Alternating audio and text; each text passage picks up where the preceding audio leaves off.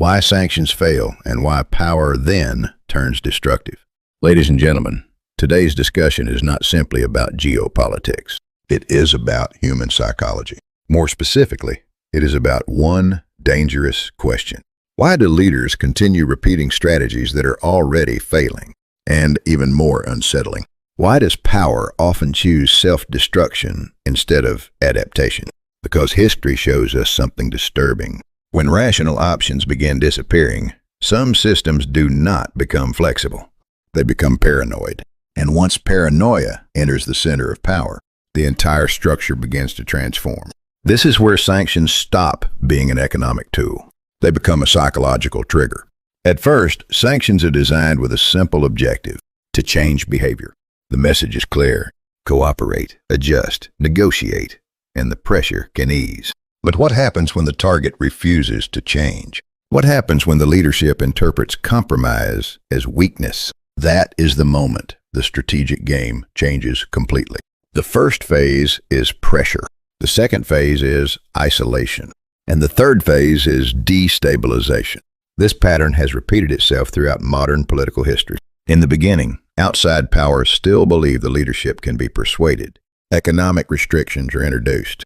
Diplomatic warnings increase. Military cooperation becomes conditional. But if the leadership continues moving in the opposite direction, a psychological shift occurs inside the alliance system itself.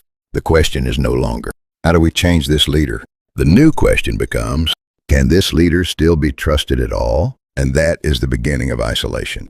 Isolation is not merely diplomatic. It is emotional, strategic, and psychological. Allies begin quietly reorganizing without the unstable actor. Intelligence sharing decreases. Military coordination weakens. Public criticism grows louder. The message becomes brutally simple: we are preparing to move forward without you. This is the stage many regimes fail to recognize, because leaders trapped inside insulated power structures often confuse silence with loyalty. They mistake fear for stability, but internally, something far more dangerous has already begun. The system starts consuming itself, and this is where political psychology becomes essential. Authoritarian systems rarely collapse because of one external attack. They collapse because internal trust dies first.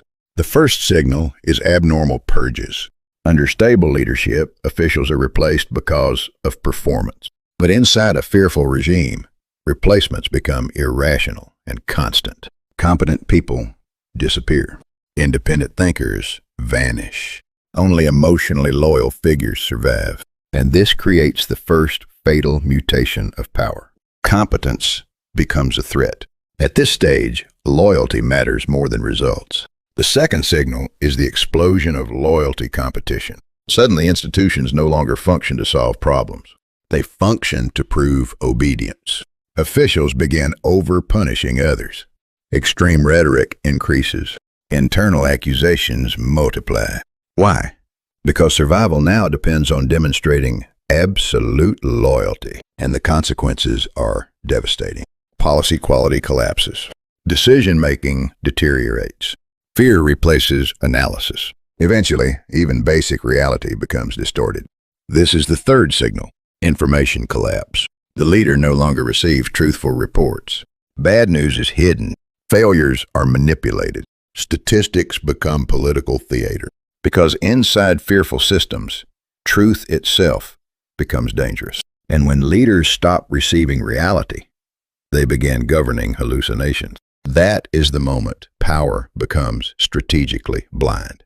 The fourth signal is chaotic policy reversal. One day the government announces one strategy. The next day it suddenly pivots. Foreign policy shifts unpredictably. Military messaging becomes inconsistent. Economic decisions appear reactive instead of planned. This is not strategy anymore. It is panic disguised as authority, and the outside world notices. Markets lose confidence. Allies distance themselves. Strategic miscalculations increase. The final stage is when internal fractures become public. Whistleblowers emerge. Leaked information spreads online. Public frustration moves from private conversations into the streets. And remarkably, The regime response is almost always identical. It's a conspiracy, foreign interference, traitors, enemies of the state. But psychologically, those reactions reveal something critical. The system is no longer controlling fear. Fear is now controlling the system. And once that inversion occurs, collapse accelerates. This is the central illusion of power. Many leaders believe collapse comes from foreign enemies, but history suggests something else entirely. External pressure rarely destroys a regime first. Internal decay does. The outside world merely pushes what is already cracking from within. And perhaps the most tragic part is this. Leaders often fail to recognize collapse even while living inside it. Ancient wisdom understood this long before modern political science did. In the Tibetan spiritual text known as the Tibetan Book of the Dead, there is a haunting insight. Even in the moment of death, people mistake illusion for reality. Power behaves the same way. Right until the final stage, collapsing systems often continue believing we are still in control. But psychologically, that belief itself can become the final symptom of collapse. Because the most dangerous prison is not external pressure. It is the inability to recognize reality.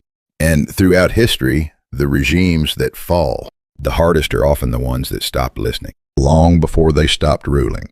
If you want to continue this analysis, the next discussion will examine an even darker question. What are the 5 irreversible stages of regime collapse?